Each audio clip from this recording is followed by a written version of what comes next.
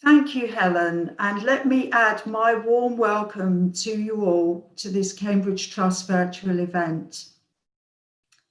In fact, it would be much better if we were meeting in person, but I understand that we have to use this medium to come across to you. I'm Sue Osterfield and I'm Deputy Director of the Cambridge Trust. I manage the scholarship programme together with my colleagues, Michelle Lucas, Ileana Donofrio, Sharon Pym, Joe Leeds, Carmen Butler, and Natasha Saba. Now, they help me in our mission to enable as many students as possible to study and benefit from an education at the University of Cambridge. The Cambridge Trust was established in 1981, and since that time has supported 20,000 students in their studies at the university. So you can see you will be joining a long line and following in their footsteps. Now, taking you back to almost a year ago, you had to be very brave because you made an application to the University of Cambridge, and we know it has a high reputation. But you obviously demonstrated that you have the qualities that are looked for in a student to come to the University of Cambridge. So well done and congratulations on that front. The next thing you had to do was be patient, because the Cambridge Trust takes its time in coming back to you. This is because we have to do our work of matching you with the best possible source of funding to enable you to study at Cambridge. Now, this means we have to look and see several eligibility criteria about you that means that you would be a strong candidate for support from our funding partners. Now, we send out shortlists to our funding partners and await for their response. So that is the time delay. Sometimes we're able to shorten that time where the Cambridge Trust is responsible for its own scholarships. So that comes from the funding we have available, that we are not dependent on our funding partners. But you can see this is a very complex program. We work with many partners around the world, and obviously it takes time to get decisions back. So we have to ask for your patience during that time.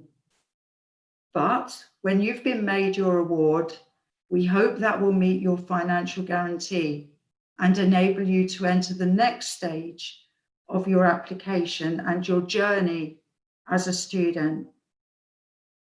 So it's over to you to be resourceful. You need to meet the rest of the conditions of your admission. So you have to provide evidence to support your claim. You have to provide evidence of your academic qualifications. You have to provide your English proficiency and any other material that you are asked for by the university. So when you get your confirmation of acceptance for studies, then you can begin the process of making arrangements to come to Cambridge. So whether you have to apply for your visa if you're coming from overseas, and arranging for your travel before you can take up your place. And the next stage, when you get to Cambridge, we find that in these challenging times, you have to be quite resilient. So we would ask you to observe the government's advice, which is hands, face, and space.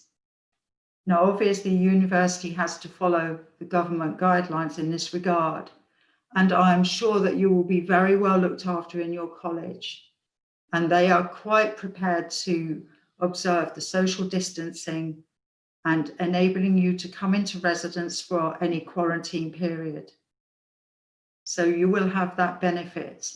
You will also be guided by a college tutor whose advice you can seek. But we are here at the Cambridge Trust for you too. And so please get in touch with us if you have any questions about your scholarship, about your studies in Cambridge, that we can help you with. We would like to continue to be in touch with you And wherever possible, we will put you in touch with the funding partners that are supporting your studies. So I think all it remains for me to say is welcome, and my team and I very much hope that you will enjoy your studies at Cambridge and that you will benefit from your time and that your student journey will be complete.